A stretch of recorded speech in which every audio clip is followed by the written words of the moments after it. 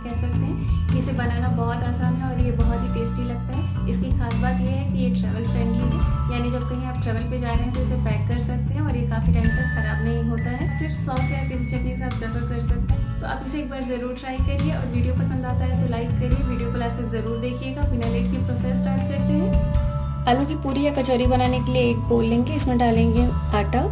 यहाँ पे मैं व्हीट फ्लावर यूज़ कर रही हूँ। इसमें ऐड करेंगे देसी घी 1 टीस्पून।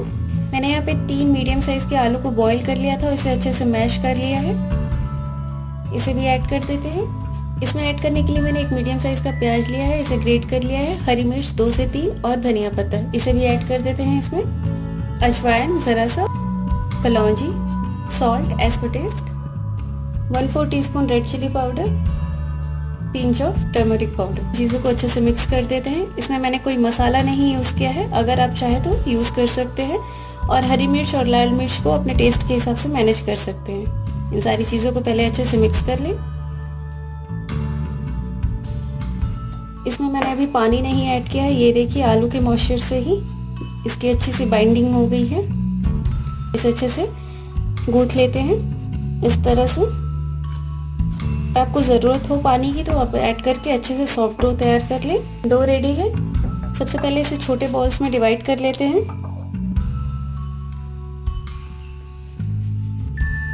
इस तरह से ये देखिए कुछ बॉल्स को मैंने ऐसे डिवाइड कर लिया है। अब इसे एक साइड करते हैं। ऑयल से इस बेलन को और चकले को ग्रीस कर लेते हैं इस तरह से। और एक एक बॉल लेते हुए इस तरह रोल कर लेंगे इस तरह से। ये देखिए काफी आसानी से बिना सूखे आटे का रोल हो रहा है ये। और बस इस तरह से बाकी सारे बॉल्स भी रेडी कर लेते हैं।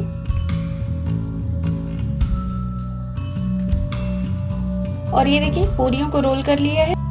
ऑयल मैंने पहले ही गर्म होने के लिए रख दिया था। एक छोटा टुकड़ा डाल के देखते हैं ये ऑयल गर्म है या नहीं। तेल हमारा बहुत अच्छे से गर्म है। फ्लेम को मीडियम करके ये पूरियां डाल देते हैं। एक बार में जितनी पूरियां है उतना ही ऐड करें। इसे इस तरह से करते जाएं। इसमें मैंने प्याज, हरी मिर्च ये सारी चीज़ें ऐड की तो शायद पूरियां ना फूले ना भी तो भी ये बहुत ही क्रिस्पी और टेस्टी होती हैं। एक बार पलट लेते हैं। जैसे ये देखिए फूल रही है। एक बार पलटते हैं इसे। ये देखिए एक साइड से बहुत ही अच्छे से सिक गया है।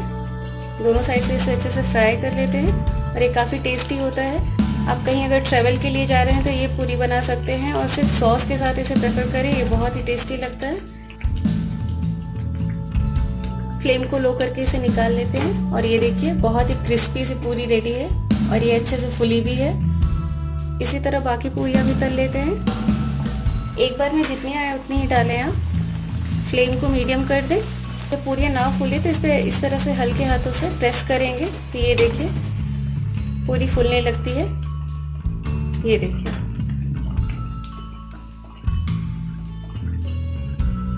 पलट दे इसे, एक बार निकाल लेते हैं इसे। ये देखिए बहुत ही खस्ता सी पूरी रेडी है। मैं इसे तोड़ के दिखाती हूँ आपको। ये देखिए बाहर से क्रिस्पी और अंदर से सॉफ्ट। तो आप इसे कभी भी बना सकते हैं। ब्रेकफास्ट, लंच, डिनर, बच्चों के लंच बॉक्स में पैक कर सकते हैं। गेस्ट आते हैं तो इसे बना सकती हैं। ट्रैवल के लिए यूज़ कर सकती हैं। और सबसे अच्छी बात यह है कि आप इसे सॉस या चटनी के साथ भी प्रेफर कर सकते हैं। ये आपकी चॉइस है। आप इसके लिए कोई भी साइड डिश प्रेफर कर सकती हैं। इसे ज़रूर ट्राई करिए और अपना फीडबैक देना ना भूलिए कि आपको मेरी ये रेसिपी कैसी लगी। और मेरे चैनल को सब्सक्राइब कर दीजिए और बेल आइकन प्रेस कर दीजिए ताकि न्यू वीडियोज़ की नोटिफिकेशन मिलती रहे। Stay fit, stay healthy. Thanks for watching my videos.